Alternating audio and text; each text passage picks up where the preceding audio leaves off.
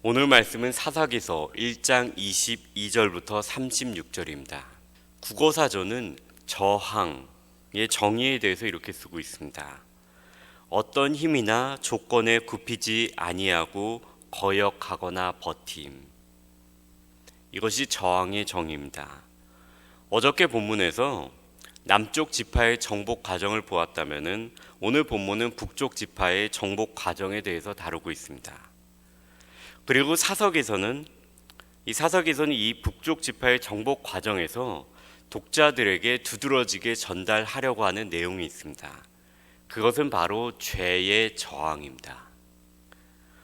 오늘 본문은 이와 관련해서 정복의 과정을 행하고 있는 북쪽 지파의 행동과 관련해서는 쫓아내지 못하였다 또는 쫓아내지 아니하였다라는 표현을 쓰고 있고, 그리고 정복을 당하는 가나안 민족을 가리켜서는 그 땅에 거주하였다라는 표현을 사용하는 것을 볼 수 있습니다.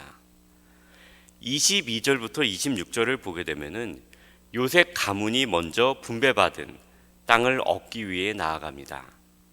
그 땅을 정탐하기 위해 스파이를 보내고 견고한 성에 들어가는 입구를 찾지 못하다가 그 성읍에서 나오는 한 사람을 발견하고 그 사람에게 성에 들어가는 입구를 가르쳐주면 너와 너의 가족에게 선대하겠다라고 이야기합니다. 여기까지는 별 문제가 없어 보입니다. 여리고성을 정탐할 때에도 스파이를 보냈었고, 라합과 같이 이스라엘 정탐꾼들에게 은혜를 베푼 자에게 호의를 베푼 것이니 오늘 본문에 나오는 사람에게 호의를 베푼 것까지는 별 문제가 없어 보입니다. 그러나 사실 여기에 문제가 있습니다. 오늘 본문의 26절을 보게 되면은 이름이 나와 있지 않은 이스라엘 군사들에게 성읍에 들어가는 입구를 가르쳐준 이 사람이 오늘 점령하려는 베델 근처의 땅에 성읍을 쌓고 나중에 루스라는 성읍을 지었다라고 말하는 장면이 나옵니다. 많은 사람들이 이 루스라는 성읍을 지은 자와 여리고성을 점령하기 위해 스파이를 도운 라합의 이야기를 서로 비교를 합니다. 라합의 이야기와 오늘 본문의 차이점이 분명히 있습니다. 오늘 본문은 이 도와준 사람의 이름을 전혀 소개하고 있지 않습니다. 그냥 그 사람과 그의 가족을 놓아 보내매 그 사람이 나중에 성읍을 건설하는데 그 성읍의 이름이 루스였다라고만 기술하고 있습니다. 이와 달리 여리고성의 본문에서는 도운 사람의 이름인 라합의 이름이 분명히 소개되고 있습니다. 그리고 이에 더 나아가 라합은 이스라엘 족속으로 편입이 되고 하나님의 백성이 되었다라고 이야기하고 있습니다. 그러나 이와는 달리 오늘 본문은 이 사람이 이스라엘의 하나님을 믿지 않고 이스라엘 족속 가운데 편입되지도 않았으며 베델 근처에 헷 사람들의 땅에 들어가서 한 성읍을 건설하고 그곳의 이름을 루스라고 지었다고 이야기하고 있습니다. 요셉의 가문은 스파이를 보내어 이 베델을 정탐하면서 입구를 찾기 힘들어할 때 이 사람을 만났습니다.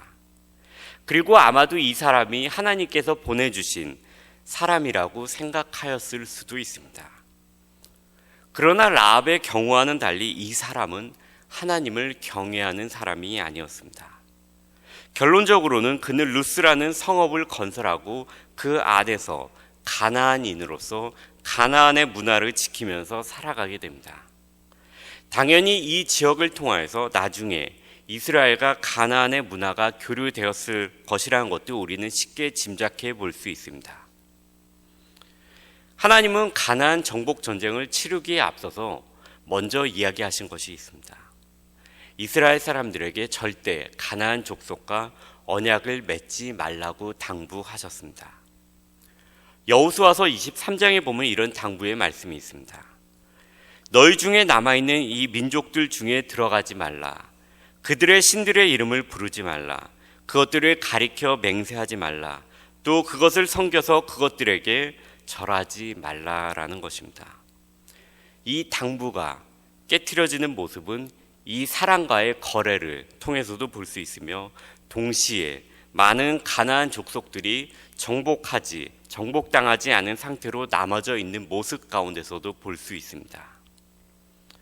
어떻게 보면 이스라엘의 힘이 약하기 때문에 이들을 쫓아내지 못한 것이지 놔둔 것은 아니지 않는가, 어쩔 수 없는 선택이 아니지 않은가라고 볼 수도 있습니다. 그러나 사사기서의 기록자의 기술은 이런 것이 아니라는 것을 우리에게 알려줍니다. 이것은 두 표현을 통해서 알 수 있습니다. 첫 번째 표현은 가나안 마을들의 주민들을 쫓아내지 못함에 가나안 족속이 결심하고 그 땅에 거주하였더니입니다. 결심하고 그 땅에 거주하였다라는 것은 계속해서 주장하다, 고집하다라는 원어의 뜻을 가지고 있습니다. 저는 이 부분을 읽으면서 현실적으로 이스라엘이 정말로 아주 적극적이고 지독할 정도로 우리가 지금은 쫓아내지 못하지만 우리가 결국에는 꼭 쫓아내겠다라는 마음을 그들이 갖고 있고, 그런 것들이 가나안 족속들에게 비추어졌었다면은 가나안 족속들이 결심하고 그 땅에 거주할 생각을 하지 않았을 것이라고 생각합니다. 아마도 가나안 족속들은 이스라엘 사람들의 그 마음 가운데서 상황이 전체적으로 지금 우리에게 불리하기는 하지만 이스라엘 사람들을 보니 잘 버티면 융합해서 살 수 있겠다, 또는 언약을 어떻게 잘 맺으면은 우리 서로 전쟁을 그치고 상생하면서 살 수 있겠다라는 가능성을 이스라엘 백성들 가운데서 본 것 같습니다. 두 번째 표현은 28절에 이스라엘이 강성한 후에야 가나안 족속에게 노역을 시켰고 다 쫓아내지 아니하였더라. 이 부분에서 볼 수 있는 이스라엘의 태도입니다. 나중에 이스라엘이 분명히 강성해졌습니다. 이제는 충분히 쫓아낼 수 있습니다. 그런데 그들을 이곳에 살게 하면서 대신 그들에게 노예로 삼으면서 노역을 시킵니다. 그래서 사사기서 저자는 이 부분을 쫓아내지 못했다가 아니고 쫓아내지 않았다라고 오늘 본문에서 분명하게 이스라엘의 마음을 표현해주고 있습니다. 제가 처음에 죄의 저항에 대해서 국어사전 정의를 말씀드렸습니다. 그 이유는 죄라는 것은 결심하고 그 땅에 거주하기를 바라는 가나안 족속과 같이 우리에게 기대고 비빌 언덕이 있으면은 그것을 파고들어서 결심하고 거주하려고 한다는 것입니다. 이것이 바로 죄의 저항입니다. 단호한 곳에서는 죄가 결심하고 거주할 생각을 하지 않습니다. 그러나 노역을 해야 하지만 노예로라도 살 수 있다면 그곳에 살려고 합니다. 우리의 주위에 살려고 합니다. 바로 우리가 단호하지 못하고 결심하지 못할 때 거주합니다. 우리는 경제적인 관념이 있기에 가나안 족속들이 노예로 일을 시키고 노예로서 살게 된다면 좋은 것이 아닌가라고 생각할 수가 있습니다. 주인과 노예의 상하 관계로 생각할 수가 있습니다. 그러나 죄라는 것은 처음에는 노예로 들어오는 것 같이 보일지라도 나중에 이것을 뒤집어 버리는 힘이 있습니다. 사사기서를 보게 되면 가나안의 신들을 섬기는 이스라엘을 보게 됩니다. 죄의 저항을 놔두었을 때 죄는 이제 누룩과 같이 퍼져서 이제는 나중에 이스라엘이 도리어 가나안의 신들을 섬기고 이 신들이 가나안을 지배하는 것을 볼 수 있게 됩니다. 이스라엘은 진리이신 하나님의 영광과 구원하심을 눈으로 보고 경험했습니다. 그러나 그들은 진리 대신 가나안의 신들을 함께 선택합니다. 이런 가나안의 죄된 문화가 그리고 종교가 들어올 수 있었던 이유는 죄의 저항을 그냥 놔두었기 때문입니다. 죄의 유혹 앞에서 우리는 넘어질 수 있습니다. 죄의 강력한 저항 앞에서 우리는 포기하고 싶은 생각이 들 수가 있습니다.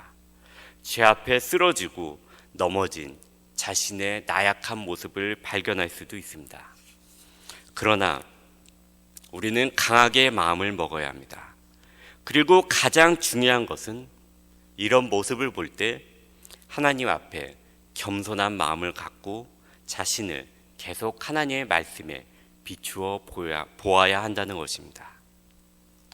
밤이 새도록 고기를 잡지 못한 베드로가 깊은 곳으로 가서 그물을 던지라는 주님의 말씀을 듣습니다.